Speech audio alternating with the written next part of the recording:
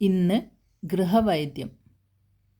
സ്വാമി നിർമ്മലാനന്ദഗിരി മഹാരാജ് നടത്തിയ പഠന ക്ലാസിനെ അവലംബമാക്കി തയ്യാറാക്കി പ്രസിദ്ധീകരിച്ച പുസ്തകം. ഇതിൽ നിന്നും ഒരേട്.